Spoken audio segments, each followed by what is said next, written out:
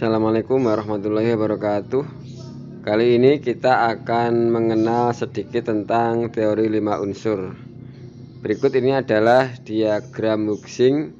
Saya akan sedikit mengulas bagaimana cara membaca diagram ini. Yang pertama adalah hubungan fisiologis, ditunjukkan dengan garis berwarna ungu yang melingkar searah jarum jam. Jadi hubungan ini berarti menghidupi, contoh unsur kayu menghidupi unsur api menghidupi unsur tanah menghidupi unsur logam menghidupi unsur air, dan unsur air menghidupi unsur kayu. Kemudian garis biru ini hubungannya adalah membatasi. Nah, ini bisa kita lihat contohnya, logam membatasi unsur kayu. Nah, jadi kayu kalau sudah terlalu tinggi, terlalu rimbun, bisa dipotong atau digergaji dengan kapak atau dengan sabit dan lainnya yang berbahan logam. Demikian juga air membatasi api. Nah, jadi api kalau terlalu besar juga bisa dipadamkan dengan air. Nah, kemudian kayu membatasi tanah. Nah, jadi kayu tumbuh di atas tanah. Kemudian api membatasi logam. Jadi kalau logam itu kalau dibakar oleh api, dia bisa leleh. Nah, seterusnya tanah membatasi air. Nah, ini hubungan fisiologis. Kemudian hubungan patologis atau yang merugikan. Contohnya adalah yang garis merah putus-putus ini artinya menindas. Jadi kayu bisa juga menindas tanah kalau terlalu kuat, dan seterusnya sesuai garis merah. Dan yang garis hijau itu artinya menghina. Nah, contoh ini api menghina air. Nah, kondisi normal api itu bisa dipadamkan oleh air. Namun jika terlalu besar apinya, maka airnya bisa menguap. Nah, ini dalam teori 5 unsur menggambarkan kalau api bisa menghina air. Nah, kemudian contoh lagi, logam menghina api. Nah, jika logamnya terlalu kuat, maka juga logam bisa memadamkan api. Begitu seterusnya sampai selesai. Kemudian kita akan lihat diagram atau bagan teori 5 unsur agar kita bisa meresepkan herbal indubio atau yang lainnya lebih tepat sesuai dengan keluhan klien. Berikut tabel penggolongan 5 unsur. Unsur kayu, api, tanah, logam, dan air. Unsur kayu, organ padatnya hati atau liver, organ berongganya kantung empedu, panca indera mata, jaringan tendon, emosi marah, rasa asam, udara angin, cairan tubuh air mata, warna hijau.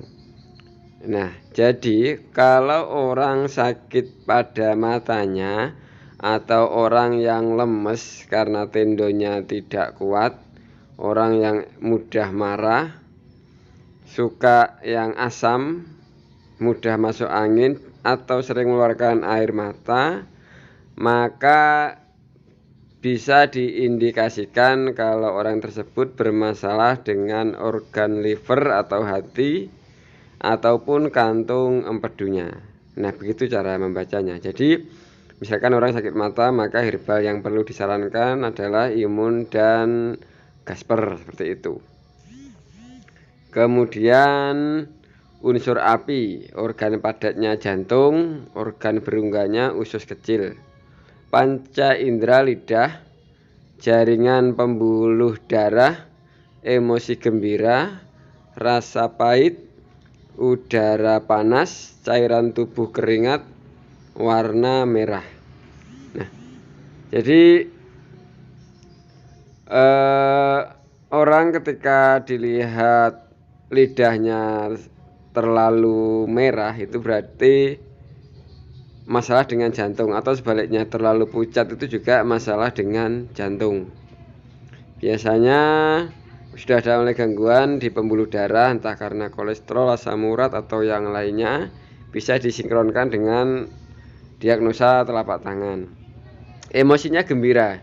Jadi orang yang gembira berlebihan seperti pelawak itu sering terkena serangan jantung karena memang emosinya yang terganggu.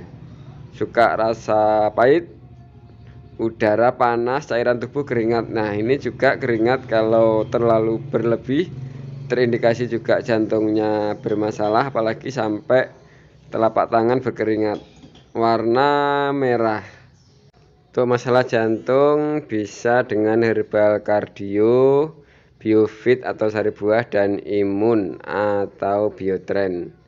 Kemudian yang ketiga adalah unsur tanah, organ padatnya limpa, organ berunggahnya lambung.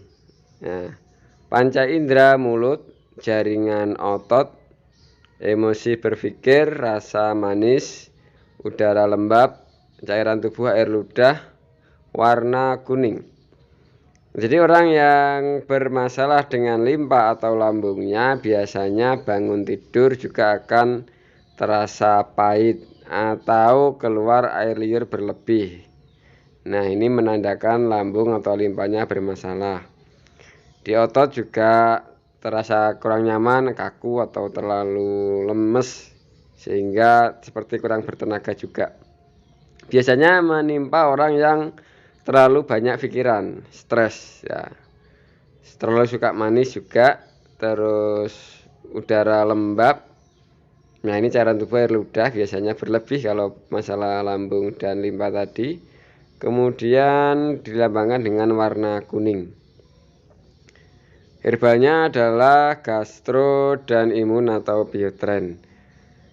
Kemudian unsur logam, organ padatnya paru-paru, organ berunggahnya usus besar.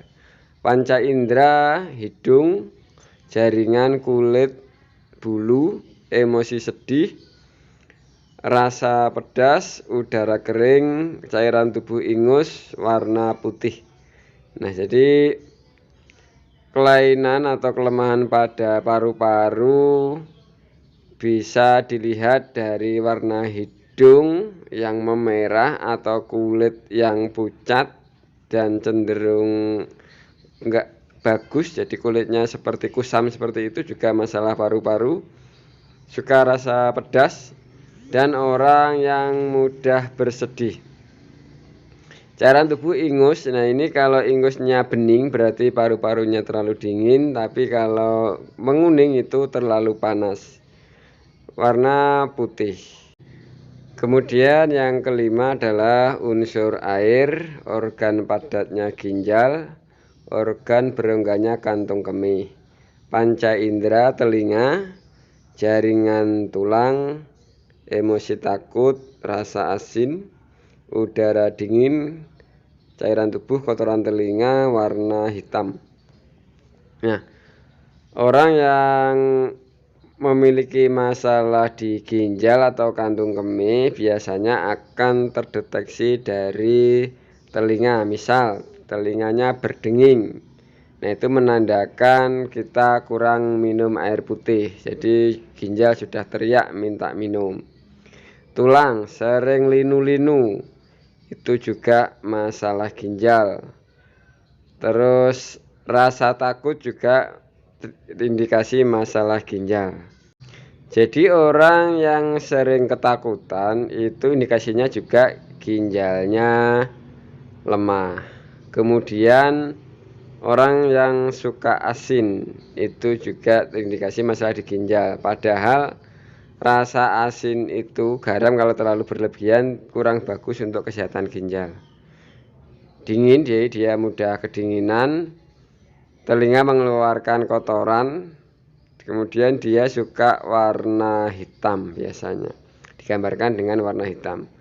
Nah, mudah-mudahan dengan melihat tabel ini kita bisa memanfaatkan produk Indobio bukan hanya sesuai tabel di kemasan, namun bisa juga untuk yang lainnya sesuai pemaparan berikut ini. Demikian, terima kasih. Apabila ada kurang lebihnya, mohon maaf. Assalamualaikum warahmatullahi wabarakatuh.